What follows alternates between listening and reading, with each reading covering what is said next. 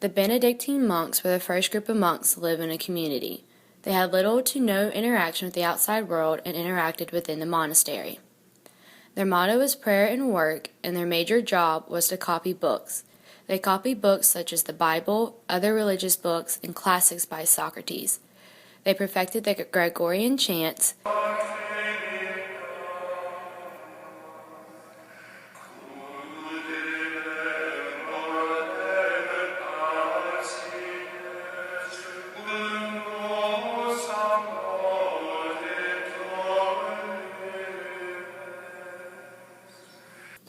Life in the monastery revolved around daily prayer designed to keep the monks' souls pure and prepared for eternal salvation. All work being performed ceased immediately when prayer times arrived. Monks returned to their prior activities following prayer sessions. All daily tasks, work, study, and meals needed to be fitted in around the designated prayer times, creating a regimented and disciplined lifestyle for all monks in the monastery. The average age to become a monk was 50 years old, and they commonly wore black. The Carthusian monks started in the 11th century by Saint Bruno. They wore white with hoods and were the most demanding monks. They were very austere and strict. They were isolated from the world and each other. They don't eat, work, or pray together. They spend all their time in monastery. The only time they leave their cells usually for community projects, which isn't very often. They leave daily for only 3 prayer services in the chapel, by which is ended by the ring of a bell. When it's time to do something else, the bell rings again. When the bell rings, it means that it's either time to wake up, pray, eat, work, or copy the Bible. On Sundays, they have community meals which are silent. The only time they are allowed to speak is when they leave their cell to go on a long walk through the country. They can receive 1 visit from family members per year. This group is so strict that 9 out of 10 monks end up dropping out.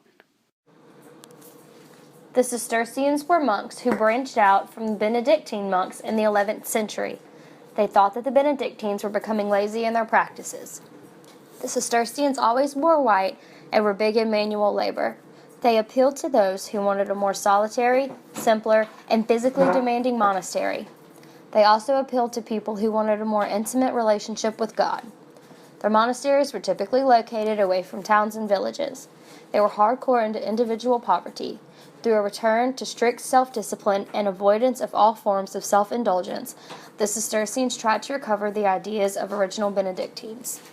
They considered farming the chief occupation for monks and led Europe in the development of new agricultural techniques as well. They were founded by monks of a Roman Catholic religious order in 1098 by St. Robert. The black habit of the Benedictines was changed to bleach white, and that's how they became known as the White Monks.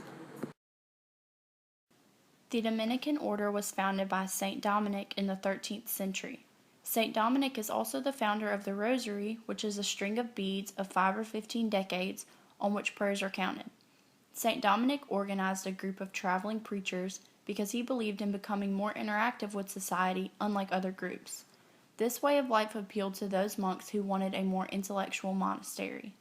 Most of the Dominican monks were teachers and preachers. One of the most well-known Dominican monks is St. Thomas Aquinas, who wrote 2 famous books. One is the Summa contra Gentiles, which focuses on the philosophical defense of Christianity and also talks about why Christianity is superior. The second book is the Summa Theologica, which explains how to apply Scripture to modern-day life. St. Thomas Aquinas believed that as long as you love God, you will go to heaven. The Franciscan order began in the 13th century. There are 3 major divisions of the Franciscan order, which contain the Franciscan Friars Minor, the Conventual Friars Minor, and the Capuchin Friars Minor. They each have their own legal structure and organization, but they all share Francis of Assisi as their origin. Franciscan monks are known for their love of the sick, the aged, and especially the poor. Some of the various community activities they do are volunteering at hospitals and homeless shelters. They wear gray habits with the cincture, which contains 3 knots that symbolize their 3 vows: poverty, chastity, and obedience. Franciscan monks live a very meager lifestyle since most of their income goes to the needy. The daily life of a Franciscan monk includes private and public prayer, mission work, and the study of languages, philosophy, and history. The Basilica of Santa Croce, located in Florence, Italy, is the largest Franciscan cathedral in the world.